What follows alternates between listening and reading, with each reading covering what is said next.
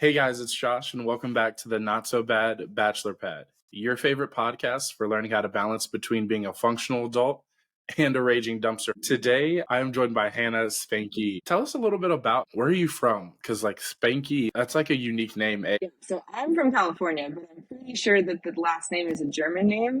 And I think that once upon a time it was like Spunk or something along those lines. But, America had its toll and now it's Spanky. That's the good old American way. If we don't know how to say Yes. it, let's just rename it. Yeah. There's more to you than just being from California. So, really, what do you think if you just like a quick 30 seconds? I want to know the life story because we have a lot of life to catch up with. We're about to be new best friends, so I need all the four. Okay, life story. Let's see. Quick recap. So my parents split when I was like 5. I was basically raised by a single dad point on. I entered into the adult entertainment sex industry when I was about 16, stumbled into it.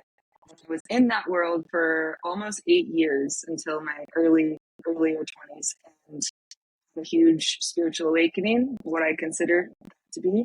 And it was part of a lot of loss, and it kind of shattered everything in my life in a way that when it came back together, it was going to be completely different. And so I could see the lifestyle that I was living with new eyes. I no longer wanted to be doing what I was doing. And so I started my healing journey about 5 years ago. And my healing journey I think it was always supposed to be this way. I don't think this was something that I created. It's just kind of something I've shown up for. My mission, my work in the world has been very much interwoven with my own healing process over the last 5 years. And so now I live a completely different lifestyle than the one I'm coming from. I'm a spiritual life coach. I'm a tantra teacher. I'm a conscious relationship guide for people, and I help people become exactly who they are, separate from all of their conditionings, traumas, beliefs that were never theirs to begin with, etc. Build healthy relationships with their bodies, with themselves, with others, with life, with God. And so that's the gist. Thank you for sharing. Thank you for making the time to come on today. One thing that I love that you said is live life authentically you, and you're more than just your trauma. So the fact that you have had the time and the space to start your healing journey, and from whatever craziness has happened in the past, make it to this thriving individual I see in front of me. Kudos to you. And also to be able to do that for other people is an even larger testimony. So we know that you are truly a special one. Okay, now I have to ask, because you've lived so much life. You said you entered into the adult space and then you got out of it. What was the gateway into that like? Like how young were you when you first started that? So I was 16. I was like freshly 16, like maybe it was even the same month as my birthday. And I was graduating high school. I graduated high school 2 years early. And so my birthday's in April. So it was a couple months before my graduation. And I was going on a school trip, a Disneyland school trip for choir and band. So it's like as wholesome as it could sound, but it wasn't. I was at that point in time, I was by choice living with my mom in a very low income poverty situation. By choice, I say, because I could have been with my dad at the time and probably been more supported financially, but teenage years, it was rebellion time. So we were not on good terms at that time. And so I chose to live with my mom, and with that came different sacrifices. And so I didn't have the money for the school trip. She didn't have the money for the school trip. And my pride would not allow me to ask my dad for the money for the school trip. And so I really don't remember the exact thing that like planted the seed, but somehow, because of what I'd been exposed to up until then, or cultural conditioning, or all of the above, I found myself on Craigslist, and I made a personals ad on Craigslist, which is like a description of myself and what to submit and how I was going to go through these people, these prospects.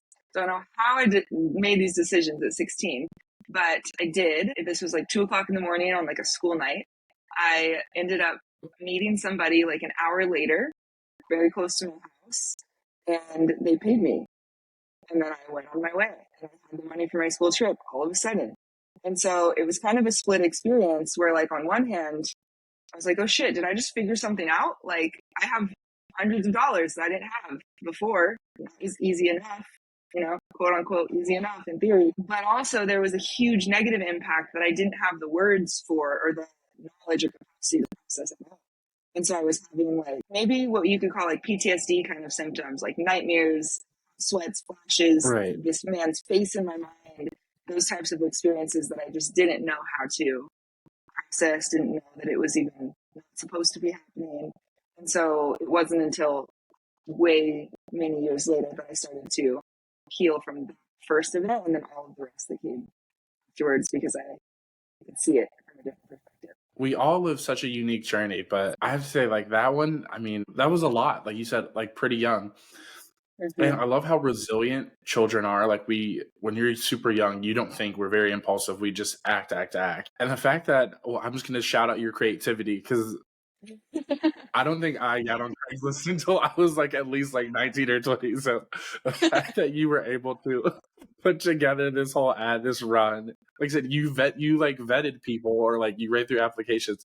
There's a lot of great things that happened in that moment. Like just shout out to that. If you kept any of that creativity or like business statistical mindset, you're already a step ahead of a lot of people. But you're right. Sometimes it takes a while to be like, I'm not okay.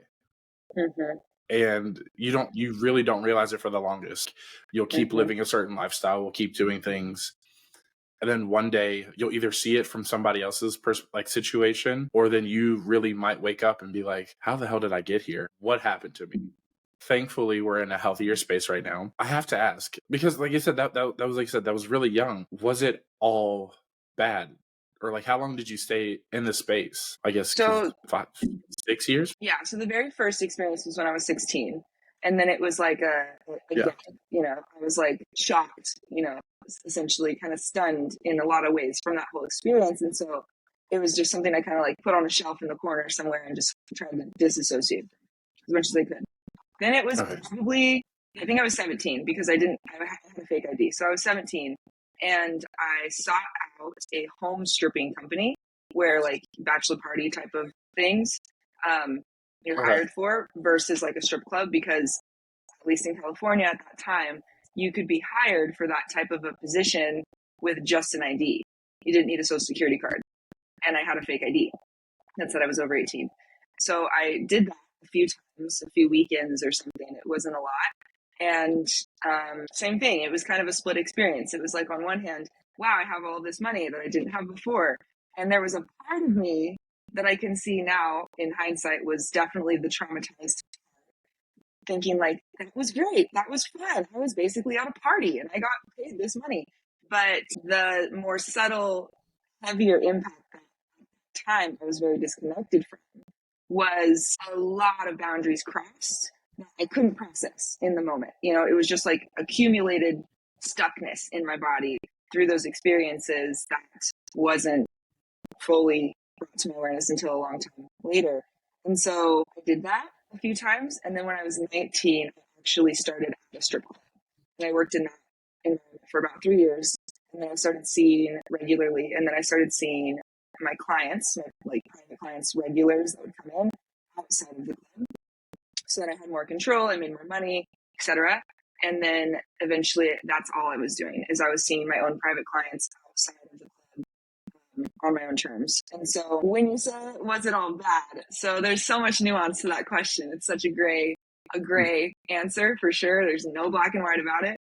In the moment, at the time, speaking from like those ages and those versions of myself, like living it, at the time I would have said no, not at all, not all bad. I didn't even think it was bad, really. Like there were things that I was enduring that I would, check out from moments or an hour or something, where I was just like, oh, let me just go get this over with, and then I'll go back to my day and have the day I want. But I wrote it off Right. to as simple as somebody that just doesn't like their office job. They're like, oh, fuck, I got to go to work today. They go to work, they drag their ass, they hate it, and then they go back home and they're living their life. So it was very compartmentalized, and that was how I endured it. That was how I tolerated what I was tolerating.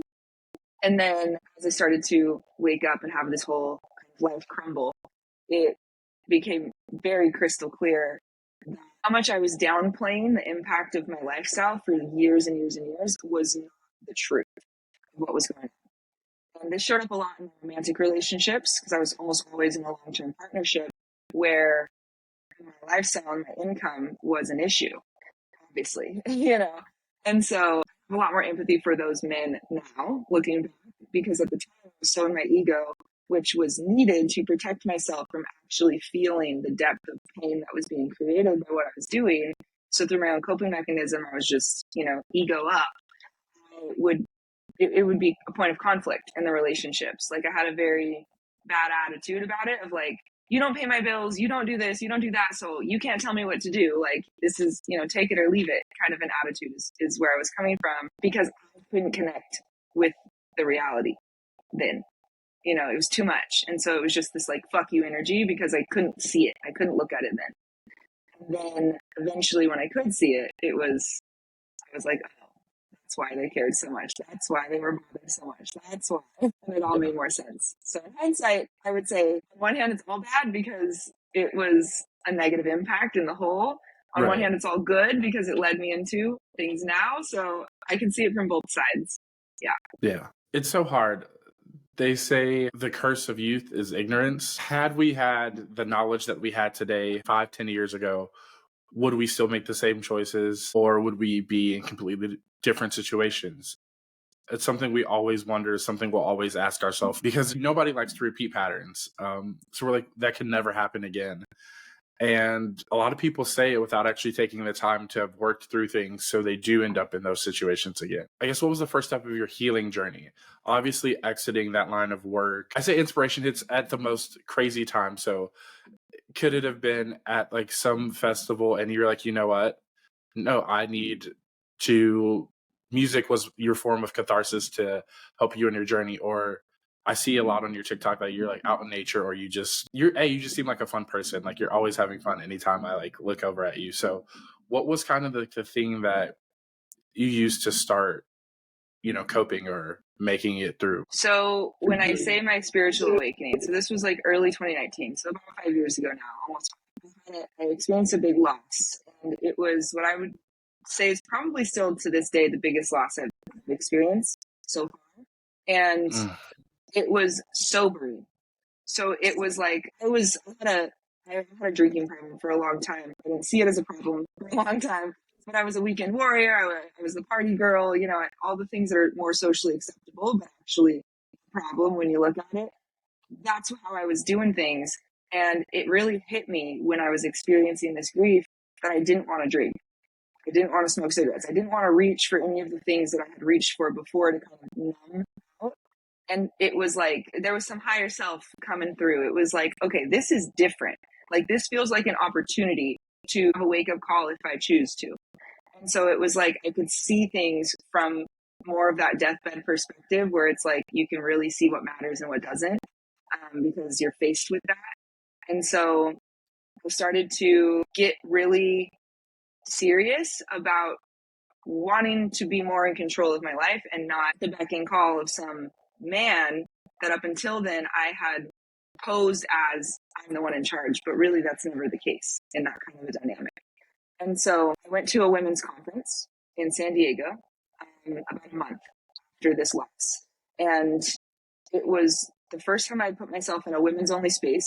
It was the first time I had put myself in a women's only, like, growth oriented, like-minded type of, and it was so eye-opening and so healing that, like, oh, this is the missing link. This is the next step. Like, I need to be in spaces where there's other women doing big entrepreneurial things that are coming from their own gifts, their own soul in this lifetime, not because they picked it in a fucking university catalog, but because it's what they're called to do and they're carving out their own path. And I was so inspired.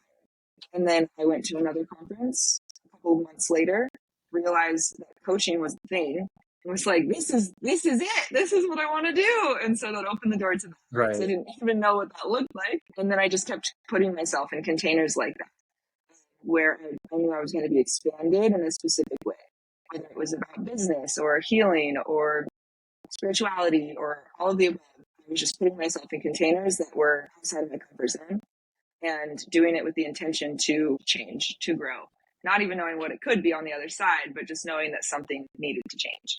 So that was really the beginning. I would say the most growth happens when we're uncomfortable. And I also don't like to, I guess, using your metaphor, I don't like to cap my container. Just because we never know how experiences are going to shape us. I was like, you could have easily just, and you probably do, you still go to conferences, but I was like, that could have just been it for you. I like this. I start working with somebody, or I keep some of these habits. But the fact that you're like, no, I have something to offer, and now you coach and now you help others is a really big thing. It's really great. It's really amazing because I think that's what we all, besides being uncomfortable in our previous situation, I think it's just as important that we have a community of people, of peers who've gone through what we've gone through to really help push us to keep living in our best self, to be a little bit better than we were yesterday and a whole lot less destructive. Absolutely. Would you say you have a pretty good community behind you today that you feel supported with still? Yeah, absolutely. And that has been a huge part of my personal healing journey and something that I now help a lot of women with. Having that abandonment wound so young when I was 5, leaving, these were the words I would use at the time. I didn't like women. I didn't trust women because I was afraid of being rejected by women. That was what was actually going on. But I was convinced that I was just a guy's kind of girl, you know. And now when I see Right. that in a woman, I'm like, okay, you might have preferences, you might have personality traits that vibe with different types of people, but like at the end of the day, women need women and men need men, to be supported truly by somebody that understands on that level. And so healing my sisterhood wounds and like coming into conscious, deep relationships with other women on purpose who also are seeking that out has been so, so, so supportive. And I have the best network of women. And yeah, I can be transparent and real and honest about whatever's going on, high points or low points. And that has made such a huge difference in how I'm able to move forward through my own challenges, or it's really added to my resiliency for sure. And that's really the key, is continually finding things, people that help stoke our flame. So often people think they find their purpose, but then they get lost in it. So when you work with some of your clients, are there any key things that you tell them or use to inspire them to keep them going, or knowing that like you're doing the right thing? Mm-hmm. Yeah, of course, this shows up differently for each person, but like the essence of it is the same. Is helping that person by being the mirror, by reflecting it back to them, by asking the right questions, whatever it needs to be prompted, is helping that person stay connected to the power that it already has always existed inside of themselves. Because when we're doing things that we don't like, you don't want to eat junk food anymore, but you binge Netflix every night and you eat ice cream. Like when we're out of alignment in those ways, in our relationships, in our work, whatever, it creates pain, it creates suffering. And all of those decisions are coming from a disempowered place, a part of us that believes that we don't deserve more than that, or we can't do better if we tried, or whatever. And we're not consciously thinking those things usually. Sometimes we are, but it's like something somewhere is believing that enough to choose it. And so it's like, as much as I can, like I'm picturing like a horse, like pulling the reins back forward, like focus on where you Yeah. have power, where you are in control, and using that to create a deep well of being self-resourced so that external circumstances don't derail you anymore. So that you are the person you want to be in any situation, and you're like fortified from the inside so that you can move forward. And so that's really a big, big theme I see with all clients across the board, is like finding, with patience and also kind of ruthlessness, finding the places in our life where there's disempowerment playing out, running the show, and reclaiming those parts that aren't feeling fully empowered. I always say this, we all have our own pitfalls that we are stuck in, trapped in at times. So the fact that you help provide these clear, like you said, you're pulling the reins to help people navigate and stay on a path. Because I think that's really one of the biggest things, is you may not be on the right path yet, but at least you're on a path. So many people are so afraid, they're so lost that they just are either spinning in circles or standing still. Mm-hmm. And while they're standing still, so much of that repetitious negative actions probably still surrounding them. and they haven't left the situation that they need to. That's really big. And that's something I work with some of my clients as well, is I would say just take the first step, whether it's in the right or wrong direction. If you take the first step, we at least know where we need to go next. Mm-hmm. Mm-hmm. And that's hard for a lot of people. Like I said, just taking that first step. It's terrifying, especially when you feel unsupported, when you don't know if this is really the right thing. Sometimes you just have to jump. Yeah, I think what you're saying is so important of a point, because it's like that is how we stay stuck in ways that we don't want to be, because it's like even if we think we know that something else could be better if we did XYZ, we don't know it yet through our own experience. And so even if we don't like what we've been experiencing, it feels safe on some level, because we know it. It's predictable. And so we will unconsciously choose that comfort, that safety, even if it's uncomfortable, instead of something new, because it's new. I really try to support my clients through that kind of mental hurdles to get on board with the change by being able to see the value in every single thing that has led up to that point. Because I know for me, unshaming my past was such a huge part of being able to move forward from it. Because if it was something that there was separateness, where it's like, oh, this is the thing that I don't like anymore about myself, or what I've done, or my habits, I want to change it. But if like it's under the frame that like changing it means getting rid of it because it's bad, because it's wrong, because it has to go, then that's a form of separation. That's a form of something being disintegrated within yourself. And so I try to reframe things to where it's free of shame completely, where it's like, yeah, okay, you can want to change that, but how has it served you up until now? Can you see why you've made that choice and how it's protected you? Maybe like for me, it could be as simple as it paid my bills. Like it was a sense of survival. It's not all bad. Yeah. And so when we feel bad about something, it's hard to move forward from it because we bury ourselves in the shame around it. And so unshaming is a huge part of the process, I think, for sure. And speaking of shame, I think there's one of the biggest areas of shame, I think, in our culture especially, is the body. Yeah. So there are a lot of things that people feel maybe embarrassed about, but like I said, I feel like shame is a level above. And I think the thing that we're most ashamed of is our body. What we do with it, what we don't do with it, how does it look, how does it feel, why do we suppress the feelings that we suppress? There's so much that's in our bodies that people don't realize, that we haven't discovered, that we don't let out, which keeps us idle, keeps us complacent. One of my favorite books is The Body Keeps Score. I don't know if you've read that, but it's a book about trauma. One of the many. And one of the biggest things I learned about it is no matter what point in time we're at, I am me, and all of me is me, because the feelings that I have, they're justified. And however I choose to express them are valid. There's some scars there, and I don't have to hide them from people. And I think that's like, at least that was my biggest contention of shame surrounding some of my insecurities, was that I thought that whether they were emotional or physical scars, that they need to be covered up and tucked away so that I could just blend in with everybody else. Which, as you know, never the case.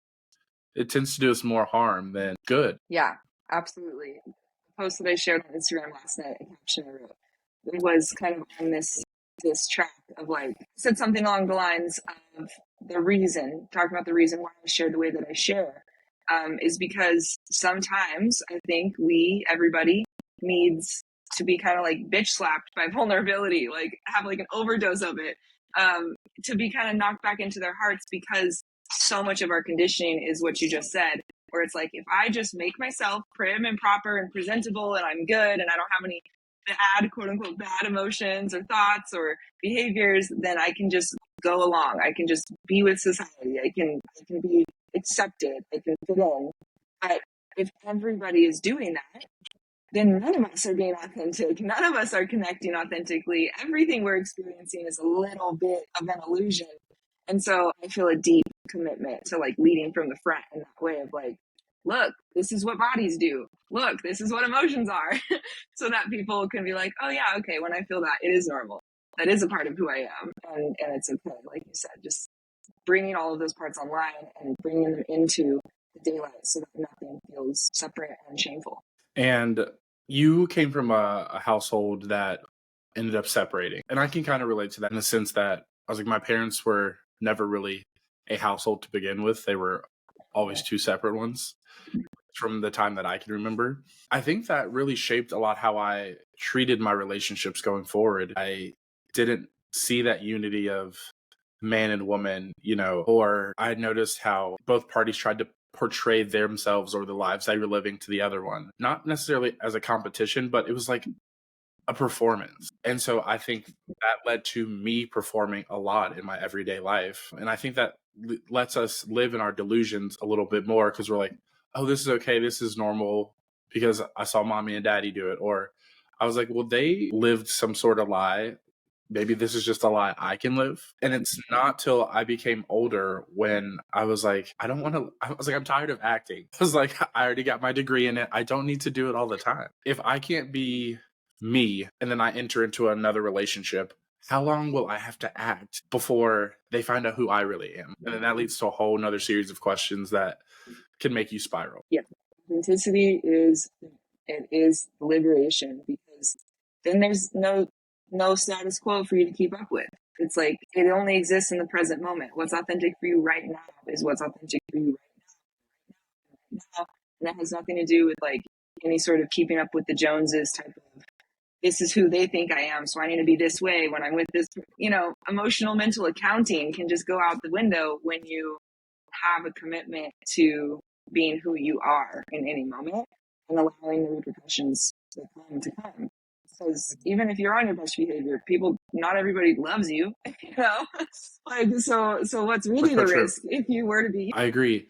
What would you say is one of the biggest or main reasons that you see relationships fail or succeed? I think that when they fail, oftentimes, it's not every time.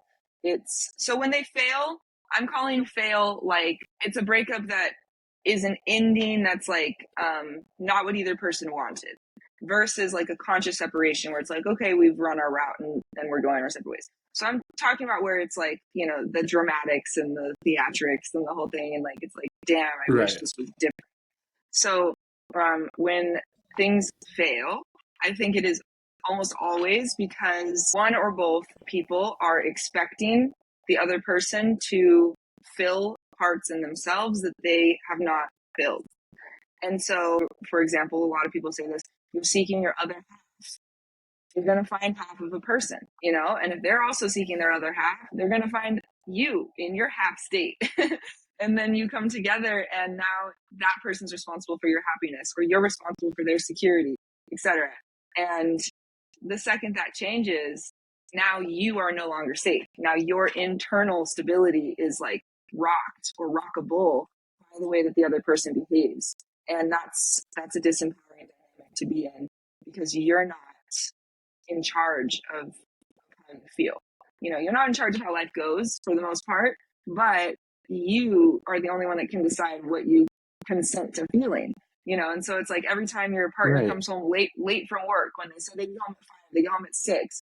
If that to you means that they don't care about the relationship because they're not prioritizing you, and it must mean that you are not good enough for them, and you were right all along, and you're not actually worth it. You see how fast that spirals. And I think that that's what's playing out unconsciously for most couples most of the time, is this expectation that leads to pain for the other person to meet a need that they haven't yet fully shown up for in themselves. I love the fact you said that when people are looking for their other half, it's just that, it's just a half. So 2 halves do make a whole, but you kind of need 4 halves because you both should be 2 whole entities before you come together. That's beautiful. That's poetic innocence almost. And I agree with it completely. I've never really loved the term my other half. I'm not even in love with the phrase twin flame.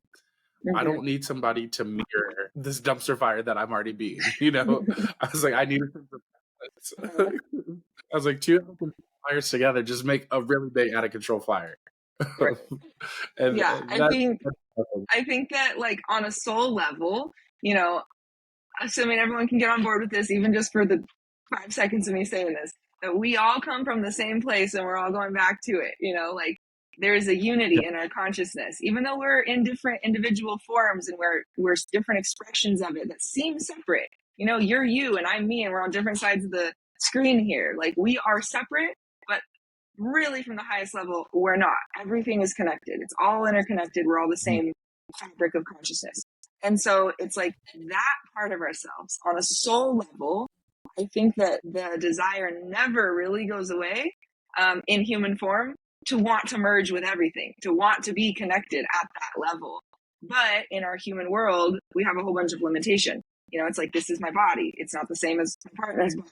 There's even just physical separation. Like they have a job, I have a different job. Like we have to go different ways, different times of the day. And so there's like a whole 3D reality that our soul that longs for union has to learn how to navigate in a way that doesn't turn into believing that reflects anything negative about you. Right. And I feel like so often we define ourselves based on our relationships. Mm-hmm. And I feel like that's a really big disservice to us. Because, like you said, when we become the foundation or the key to somebody else's happiness or vice versa, I feel like we're losing our true sense of identity and tying it to something else. One of my favorite phrases that my friend used is we're alone together. We can't just be parts of wholes. Was like, we need to be complete. We need to be solidified. We enter into a unit that A, we don't lose our sense of identity, and B, we don't abandon everything that we had before. There's some people get so involved in a relationship, they leave their friend group or their family, and they just become this whole isolated island. Mm-hmm. I was like, why do we choose to abandon ourselves when we think we've found the one? I love the phrase you just said.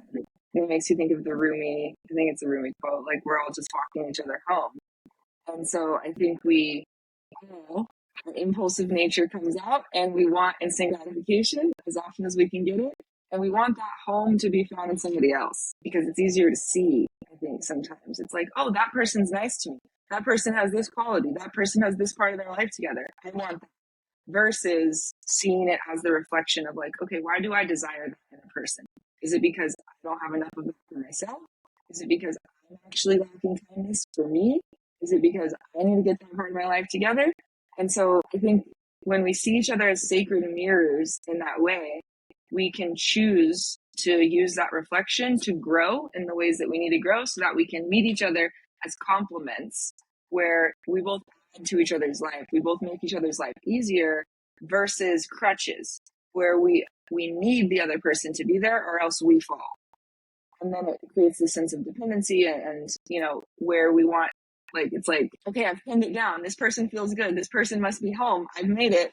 Let's not rock the boat. Let's bubble wrap us and make sure everything's the same. And we can't go to my families anymore. And we can't be here. And like, we just compromise and shrink and distort ourselves to fit whatever we think we need to fit to keep that sense of home. And as long as it exists outside of ourselves, as it will always, if it's from another person, we're always going to be afraid of losing it. And that leads to us spinning out and acting like insecure, jealous dumpster fires, like you said. And so always seeing the mirror that, you are your only healer. You are your only lover. You are your only home that you always have. Everything else is temporary. Even if it's temporary, you get married and you don't separate until the day you die. It's still temporary, And so, just hanging on to that because we constantly forget. We have to be. Now, speaking of we are our own lovers, I think that's a good segue into my favorite part of the show, our quickie questions. Okay. So, Hannah, I always like to say, who doesn't love a quickie? Just being honest. Greg said it. He's like, ogres are like onions. They have layers or something like that. I was like, there's so many layers to us that I feel like we sometimes really have a hard time breaking that character that society tells us to be and just being our authentic selves and just portraying us to other people, especially when we're just meeting. So this first question I have for you it's a little deep, but I think it's a great question. What is one of your favorite ways to express intimacy? With myself? Yeah. Okay, so with myself, not another person. Intimacy means so many things, and it takes two to Yeah, tango. So, yeah. however you interpret it, that's how I want to hear it. Okay, okay. What's my favorite way to express intimacy?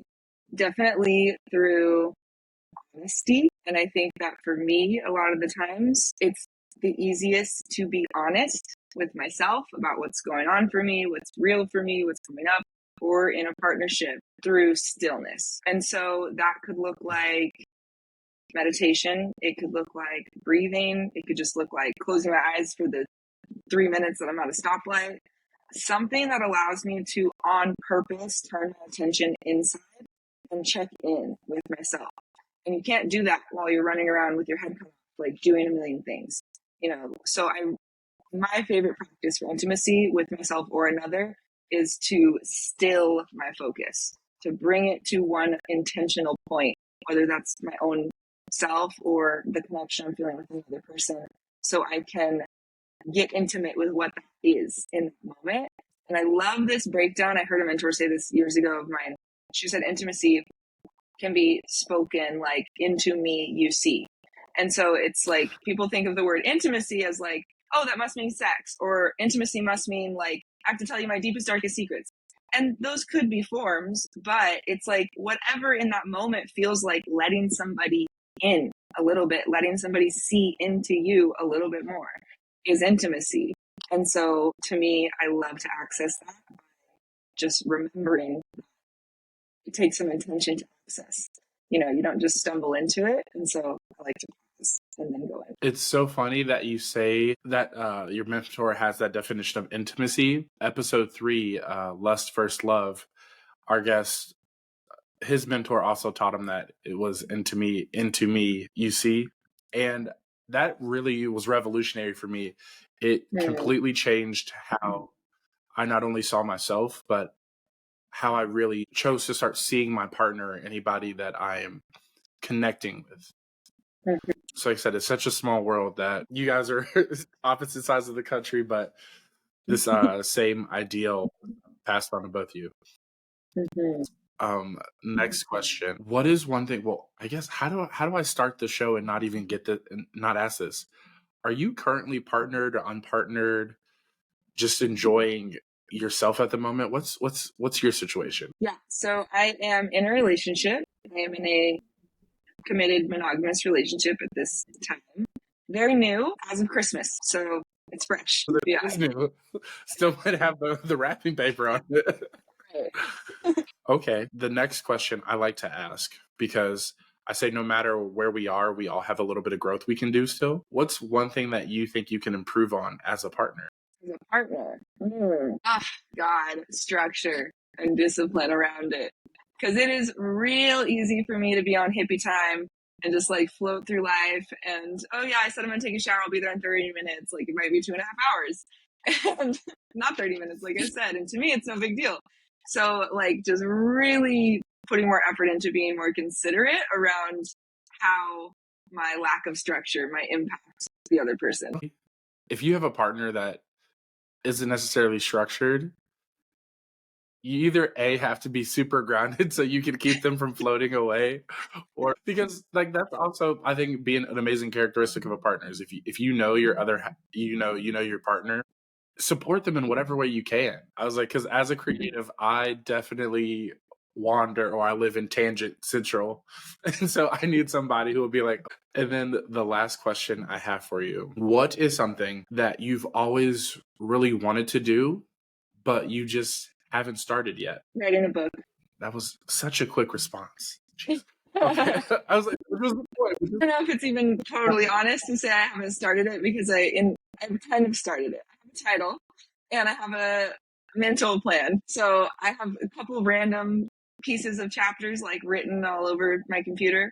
So it's about getting things more coherent now and actually laying it out to start. Going back to that whole structure piece. Okay, I see it.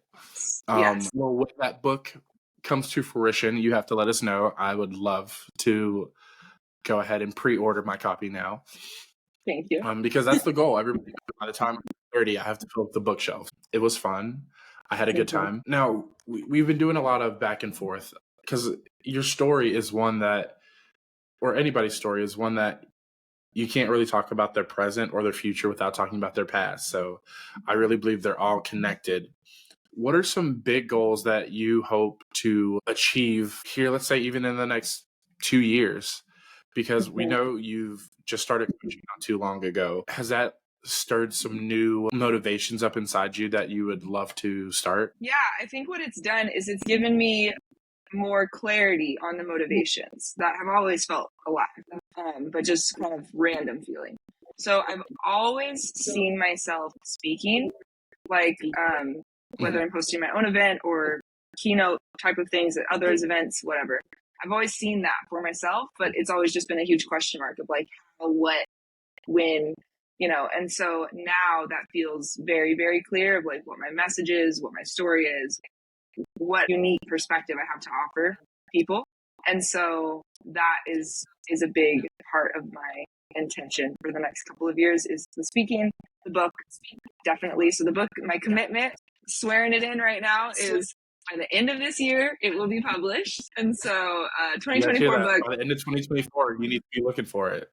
Yes, 2024 book, speaking circuit. And this definitely is an edge for me. It's something that I'm like, oh, do I even want to say it? I want to host my first retreat, like a destination type of retreat, maybe Costa Rica, maybe Hawaii, something like that. So I'm a huge believer in when I have a compliment, not holding it in, letting it out, no matter how it's perceived. Maybe like a little bit how it's perceived. Because I want you to think it's a good thing. No, I was like, I think you would be a great retreat host. Even though this is the first time we've really met or interacted with each other, I had to do my due diligence and I did a little bit of stalking potentially. Because I just had to know who I'm at. And one thing I think that is super important when you're asking people to travel or invest in you is to be able to connect. And I think so much of your personality comes through in all your content, genuinely.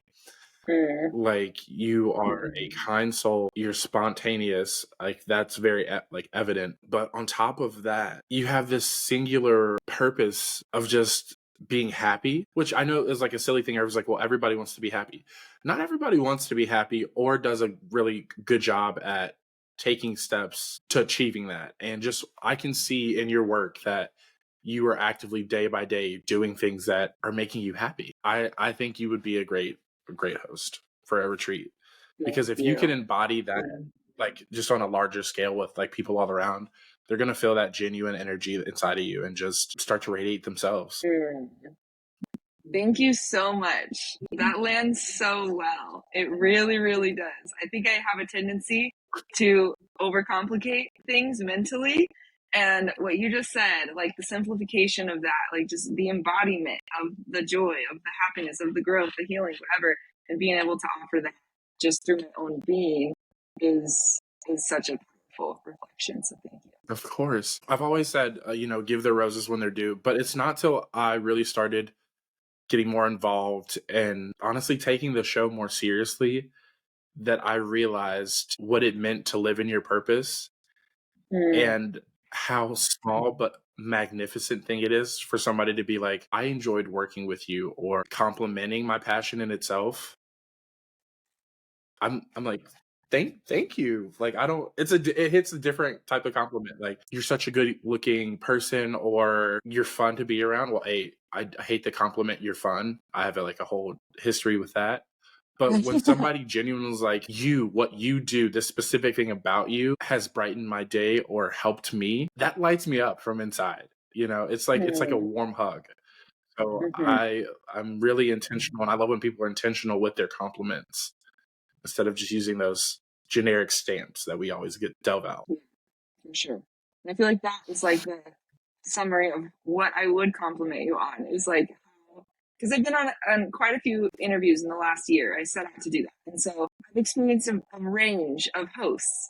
And something that I see sometimes is it's not bad necessarily, but it's just run of the mill, where people have a structure, they have the questions. It's like, okay, that, and it feels mechanical and kind of robotic. That is non-existent in this space right now. Like, I feel your constant curiosity of like what's actually being said and what's sitting right in front of you versus just like trying to move the show forward. You're like actually present with everything that's being said and the back and forth, and it feels very grounded and very good to be on the receiving end of your complete undivided attention and interest.